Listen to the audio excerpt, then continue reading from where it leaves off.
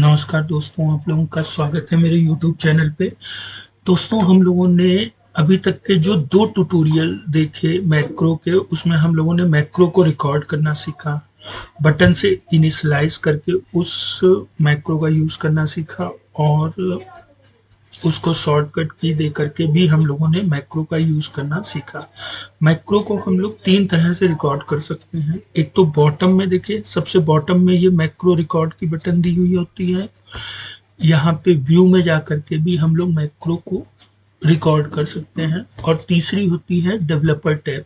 Developer tab में भी यहाँ से हम लोग मैक्रो को रिकॉर्ड कर सकते हैं। ठीक है दोस्तों, तो आज का जो मेरा टॉपिक है वो हम लोगों का है इंसर्ट कॉलम यूजिंग मैक्रो।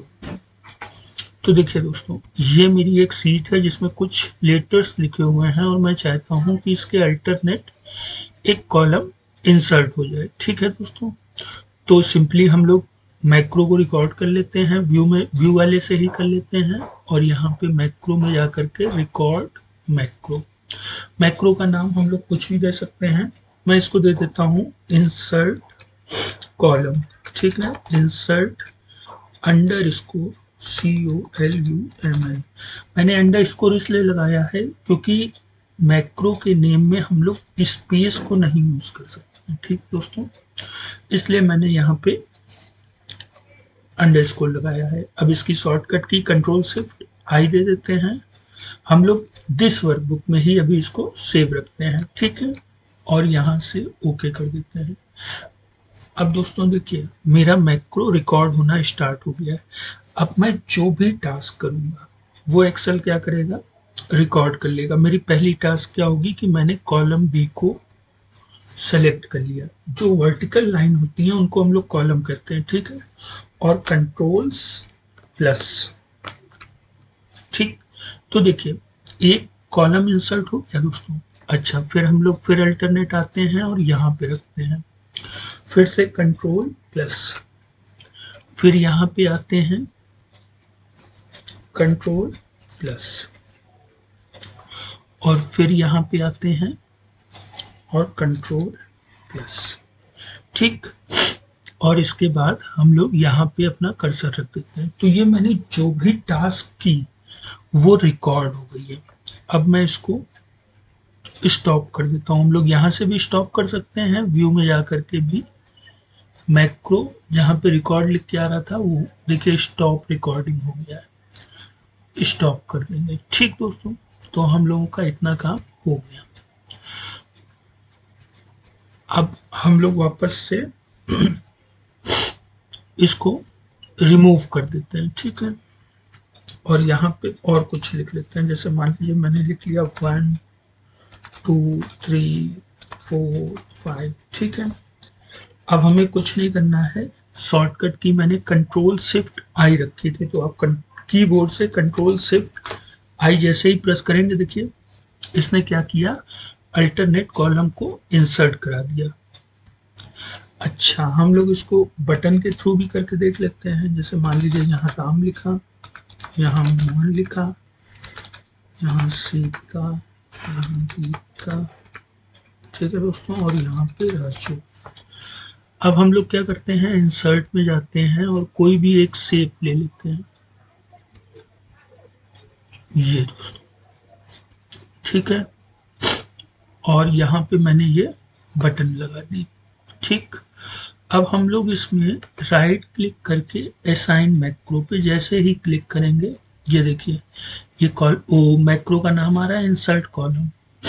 इसको कर देंगे और यहाँ से ओके कर देंगे। ठीक है दोस्तों, अब क्या हुआ कि जो काम हम लोग Ctrl+Shift+I से भी कर सकते थे, वही काम हम लोग इस बटन में जब क्लिक करेंगे तो भी वही होगा। देखिएगा दोस्तों, राम मोहन सीता गीता और राजू, इनके बीच में एक एक कॉलम ब्लैंक हो जाएगा, मतलब एक एक कॉलम इंसर्ट हो जाएगा।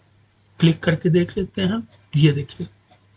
ठीक है दोस्तों, अच्छा, तो जो हम लोगों ने वर्किंग की थी एक्सेल पे वो तो रिकॉर्ड हो गई, और वो किस बेस पे काम कर रही है ये भी मैंने आपको बताया था कि जैसे ही हम लोग रिकॉर्ड मैक्रो पे क्लिक करते हैं, एक्सेल विजुअल बेसिक के अंदर एक कोड लिखना चालू कर देता है, और जब हम लोग स्टॉप करते हैं तो वो भी कोड को लिखना स्टॉप कर देता है।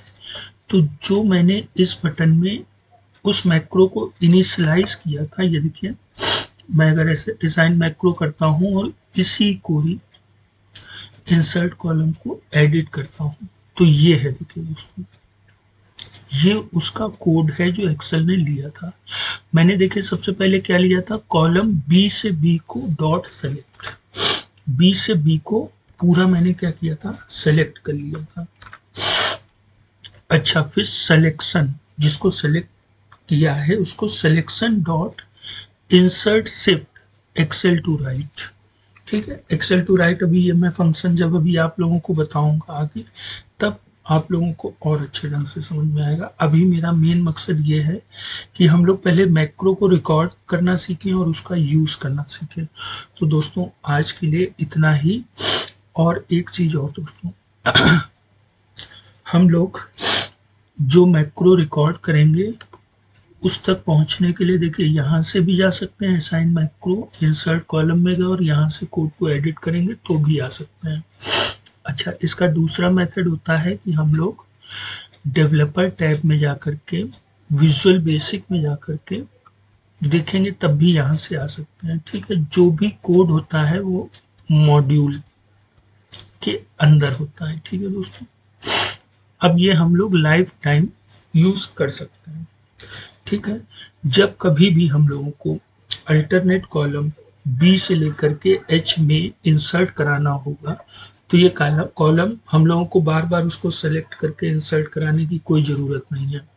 इसी तरीके आप लोग रो में भी कर सकते हैं। और इसी तरीके मैंने आपसे क्या बताया, इसी तरीके आप खुद से सोचिए कि हम लोग एक्सेल में ऐसे कौन से काम हैं जो रिपीटेड करते हैं, तो उनको रिपीटेड करते हैं तो उनको रिपीट मत करिए, उसको रिकॉर्ड करिए और उनको फ्यूचर में किसी शॉर्टकट की से सेव कर लीजिए या किसी बटन में इनिशियलाइज कर लीजिए। अभी मैं आगे आप लोगों को यहाँ पर एक रिबन बनाना भी बता दूंगा, तो आप अपने खुद की कस्टमाइज्ड एक्सेल सीट रख सकते हैं, एक्सेल के एड इन भी बना सकते हैं और मार्केट में सेल कर सकते हैं।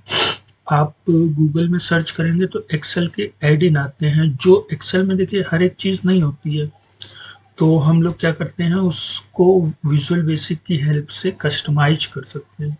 ठीक है दोस्तों, तो विजुअल बेसिक काफ़ी बड़ा टॉपिक है, तो हम लोग इसको आराम से धीरे धीरे करके पढ़ेंगे। और हाँ दोस्तों, मैंने जो MIS की सीरीज़ भी चालू की है जिसमें भी मैं अपने वीडियो अपलोड करता रहता हूँ, तो आप लोग चार्ट की भी प्रैक्टिस करते रहिए। हम लोग जो चार्ट बनाते हैं उसमें भी विजुअल बेसिक और मैक्रो का यूज़ करके अपने जो डेटा का विजुअलाइजेशन है उसको और अच्छे ढंग से दिखा सकते हैं। तो दोस्तों आज के लिए इतना ही, और मैं आशा करता हूँ कि जो मैं एफर्ट कर रहा हूँ वो आप लोगों को पसंद आ रहा होगा। अगर इसमें कोई कमी या त्रुटि है तो प्लीज़ मुझे नीचे कमेंट बॉक्स में कमेंट करके बताएं। और अगर आपको एक्सेल में कोई भी चीज़ सीखनी है, एक्सेल देखिए सभी चीज़ें हमारे काम को आसान बना सकता है, बस थोड़ा सा माइंड लगाने की ज़रूरत है। क्योंकि एक्सेल में जो विजुअल बेसिक है उसका मतलब आप लोग समझ ही गए होंगे कि हम लोग एक्सेल को जैसे चाहें वैसे मोड़ सकते हैं। और हम लोग अपने जो कई रिपीटेड टास्क होते हैं, जो हम लोगों को 8-8 10-10 घंटे लग जाते हैं डेटा को क्लीन करने में या और भी कई चीज़ें करने में, तो हम लोग विजुअल बेसिक की मदद से बस एक बार उस चीज़ को रिकॉर्ड कर लेंगे और वो लाइफ टाइम हम लोगों के पास रहेगी। ठीक है दोस्तों, तो हम लोग अब नेक्स्ट टाइम मिलते हैं मैक्रो के ही साथ। मैं नेक्स्ट अपने ट्यूटोरियल में बताऊंगा कि हम लोग मैक्रो की फाइल को सेव कैसे करें। अगर आप लोग इस फाइल को यूं ही सेव कर देंगे तो ये कोड नहीं मिलेगा आपको। ठीक है, उसका एक्सटेंशन अलग होता है, उसको सेव करने का तरीका अलग होता है, क्योंकि ये इसका जो एक्सटेंशन है वो डॉट XLSX है, वो एक्सेल की फाइल है। ठीक है, और जब हम लोग यहाँ पर सेव में जाएंगे और सेव एज करेंगे, ठीक है, किसी भी आप लोकेशन में सेव एज इसको कर सकते हैं। मान लीजिए मैंने इसी में ही इसको सेव एज किया, तो यहाँ पे सेव एज टाइप पूछता है दोस्तों। ये अभी देखिए XLSX टाइप है, हम लोग इसको एक्सेल मैक्रो इनेबल्ड वर्कबुक में आप लोग इसको सेव करिएगा, तो ये फ्यूचर्स में आपके पास हमेशा ये कोड रहेगा और आप इसको फ्यूचर में यूज़ भी कर पाएंगे। अगर आप लोगों ने इसको XLSX में सेव किया तो ये कोड वर्क नहीं करेगा। तो ठीक है दोस्तों, आज के लिए इतना ही, फिर हम लोग मिलते हैं नेक्स्ट टाइम मैक्रो के ही साथ। तब तक आप लोग अपना ख्याल रखिए। गुड बाय दोस्तों।